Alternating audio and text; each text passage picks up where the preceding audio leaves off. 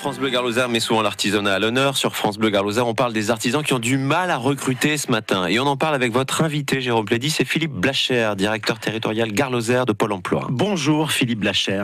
Bonjour. C'est vrai que nous parlons souvent de ce véritable paradoxe. Chômage dans le Gard, 12,6%. Artisans qui ont du mal à recruter. Comment on peut expliquer cette situation ? Alors, les tensions sur le marché du travail ne sont pas inconnues.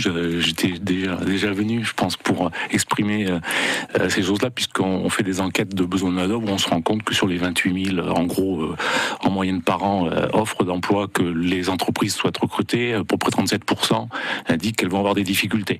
Donc, c'est un paradoxe un petit peu apparent, parce qu'on sait très bien que c'est difficile de matcher les choses.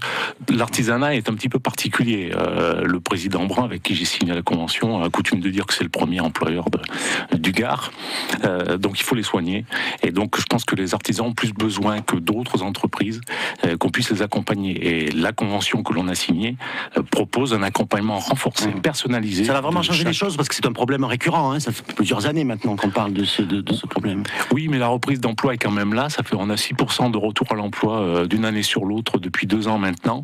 La concurrence est donc plus vive pour toutes les entreprises, et les entreprises artisanales ont du mal, parce qu'elles doivent d'abord exercer leur métier, leur activité, ont du mal, elles n'ont pas un DRH à côté d'elles.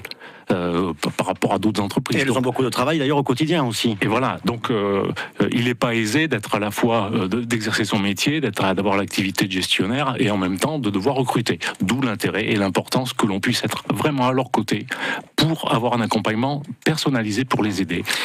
Bâtiments, restauration, boucherie, vraiment tous les secteurs de l'artisanat sont concernés par cette problématique. Oui, on sait qu'on a un véritable potentiel de personnes qui sont à même de pouvoir recruter. Toute la difficulté pour l'artisan, c'est de franchir le pas entre son intention de développer son activité en recrutant et de passer à l'acte de dire oui, je vais recruter, oui, je vais diffuser une offre d'emploi, oui, je vais pouvoir sélectionner quelqu'un qui rejoindra mon artisan, mon entreprise artisanale. Et dans leur proposition, justement, parce qu'il doit bien y avoir aussi des explications tout à fait matérielles, par exemple, est-ce qu'ils ne proposent pas des salaires trop faibles ? Je pense que le problème n'est pas forcément là. Le problème, il est de pouvoir avoir une relation de confiance entre un artisan qui travaille au quotidien avec quelqu'un qui va le rejoindre, un apprenti, qui soit un apprenti entre autres, ou un salarié en recrutement classique, qui sera à même de apprendre un métier et probablement, peut-être même pour certains, de pouvoir reprendre à l'issue, si la carrière se fait correctement, enfin pour la personne, et s'il est accompagné notamment dans sa formation, pourquoi pas reprendre à un moment donné une entreprise artisanale. On sait aussi... Les artisans ont du mal à transmettre leur entreprise la plupart du temps. Et on sait que, vu la pyramide des âges, on a aussi ce challenge-là, dans les 10 années, à travailler avec la Chambre des métiers. C'est le but de la mise en place d'un ensemble de formations aussi, bien entendu, sur lesquelles on va travailler ensemble. La formation, c'est très important. La Chambre des métiers a plusieurs centres de formation des artisans à sa disposition, mais est-ce qu'il n'y a pas un problème aussi d'image de l'artisanat, tout simplement, auprès des jeunes ? Alors on a un travail à faire réellement pour faire la promotion de l'artisanat.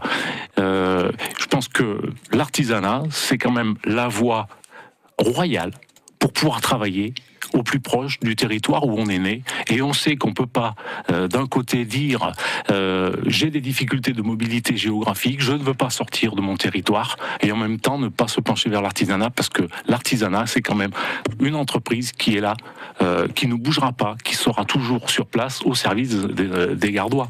Et je pense que c'est une voie royale pour des jeunes notamment, de pouvoir se dire je vais travailler en restant dans un environnement que je connais, parce que c'est un territoire que j'aime aussi, et je pense que voilà, on peut exercer son métier dans un pays qu'on connaît et dans lequel on veut rester. Et est-ce que vous avez suffisamment de moyens à Pôle emploi, ne serait-ce que pour justement mettre en adéquation cette offre et cette demande d'emploi? Est-ce que vous pouvez vraiment effectuer un travail en profondeur auprès des demandeurs d'emploi? On a tous les outils, je ne rentrerai pas dans le détail, on a tous les outils qui conviennent pour répondre à chacune des situations, des demandeurs d'emploi et des entreprises. Toute la difficulté, c'est de pouvoir donner l'information au bon moment et à la bonne personne au moment où le problème se pose. Et tout l'objet de la convention, c'est de pouvoir établir une relation de confiance avec chaque entrepreneur artisan pour lui dire vous voulez recruter, on a la solution. Mais il faut d'abord établir une relation de confiance pour être en écoute, pour que la personne puisse exprimer son besoin et pour que derrière on puisse trouver la solution. Mais entre la Chambre des métiers et Pôle emploi, c'était le but de la convention, on a toutes les solutions. Et c'est donc un appel que vous lancez véritablement aux artisans gardois qui nous écoutent. Venez nous voir et puis on va vous les trouver.